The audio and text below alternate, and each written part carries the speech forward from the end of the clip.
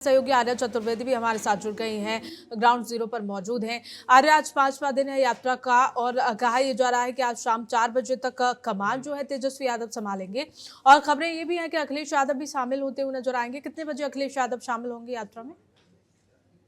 बिल्कुल, अभी पूनम ये क्लियर नहीं हो पाया कि कितने बजे तक अखिलेश यहाँ पहुंचेंगे, लेकिन उम्मीदें ये जताई जा रही कि विपक्ष के तमाम बड़े नेता इस यात्रा में शामिल होंगे, चाहे फिर वो कन्हैया कुमार हो या फिर अखिलेश यादव हो। सहित तमाम दिग्गज नेता इस यात्रा में शामिल होने वाले हैं और एक संदेश दिया जा रहा है कि विपक्ष एकजुट है, एकजुटता का संदेश दिया जा रहा है। साथ ही लगातार ये मुद्दा उठाया जा रहा है कि जो गरीबों का वोट काटा जा रहा है, उनका अधिकार छीना जा रहा है, उसके लिए पूरा विपक्ष एकजुटता से खड़ा हुआ है और सत्ता पक्ष और चुनाव आयोग दोनों से जूझता हुआ और अपनी बात को सामने रखते हुए नजर आ रहा है। बिल्कुल आर्या, और शेखपुरा में यात्रा हो रही है। कहा जाता है कि शेखपुरा भारत के ऐसे 250 जिले हैं, गांव हैं जिनमें सबसे ज्यादा गरीब और दलित लोग रहते हैं, उनमें इससे गिना जाता है। ऐसे में किसानों की अगर बात की जाए तो किसानों का भी सबसे बड़ा मुद्दा जो है शेखपुरा में बना रहता है, चाहे वो सिंचाई से जुड़ा हुआ हो,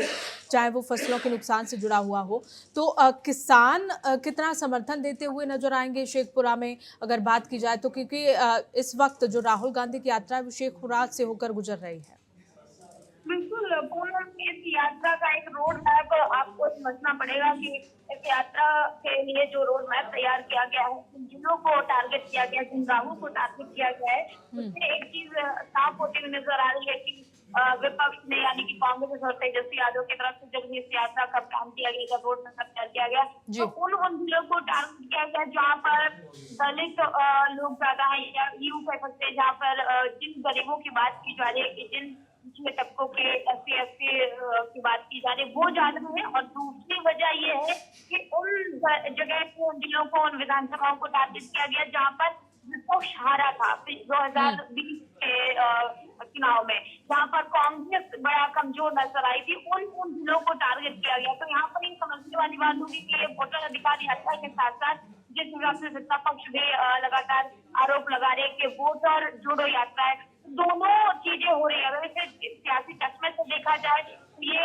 एक तरह से अपनी जो जमीन की इसकी जो मजबूती है उसको और मजबूत करने की कोशिश इस यात्रा के जरिए की जा रही है। दूसरी तरफ अगर किसानों की बात करें तो आपने देखा होगा कि बड़ी संख्या में लोग इस यात्रा में शामिल हो रहे हैं, मौजूद हो रहे हैं, चाहे फिर वो महिलाएं हो, किसान हो या बच्चे हो या स्टूडेंट हो, तमाम वो लोग इसमें शामिल होते हुए नजर आ रहे हैं। और लगातार राहुल गांधी भी ये कहते हुए नजर आ रहे हैं कि हम गरीबों के लिए लड़ते रहेंगे और आगे भी अगर हमारी सरकार बनती है तो उनके लिए तमाम वो कदम उठाए जाएंगे। बिल्कुल आर्या, अगर आज की बात की जाए तो क्योंकि पिछले 4 दिनों में हमने देखा है, कल तो ब्रेक ही लिया गया था वोटर अधिकार यात्रा से, लेकिन उससे पहले संबोधन भी आ रहा है, चाहे वो राहुल गांधी संबोधित करते हुए नजर आ रहे हैं लोगों को, चाहे वो तेजस्वी यादव। क्या आज किसी तरह का संबोधन सुनने को मिलेगा? क्या आज जनता को संबोधित करते हुए नजर आएगा कोई? बिल्कुल पूनम, एक रोड मैप तैयार किया गया है कि राहुल गांधी अगर हो रहे हैं इस यात्रा में पहुंचने के लिए थोड़ा लेट हो रहे हैं तो उससे पहले इस यात्रा की कमान अब तेजस्वी यादव संभालते हुए नजर आ रहे हैं। आपने अभी देखा शेखपुरा में उनकी तरफ से ये यात्रा की बारी है।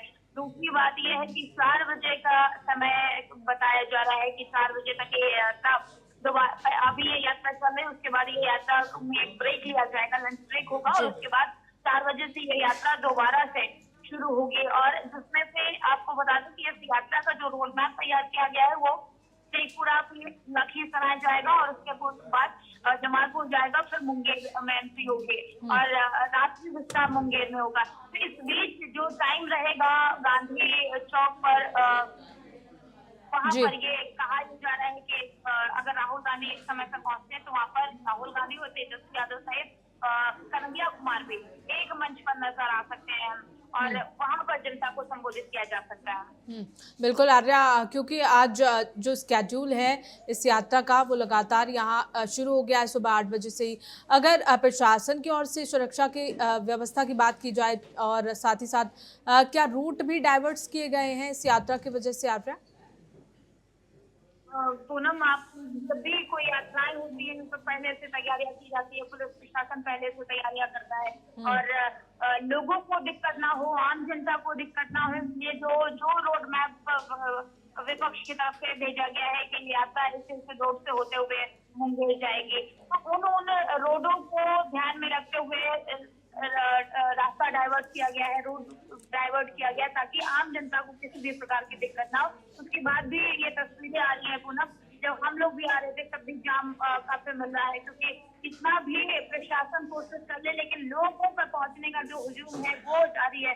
लोगों को, बहुत से लोग ऐसे हैं जिनको नहीं पता चल पाया कि इस यात्रा आज यहाँ से निकलेगी, वो जी। लोग फंसे हुए हैं। तो तैयारियां पूरी की गई थी लेकिन उसके बाद भी थोड़ी थोड़ी कमी नजर आ रही है।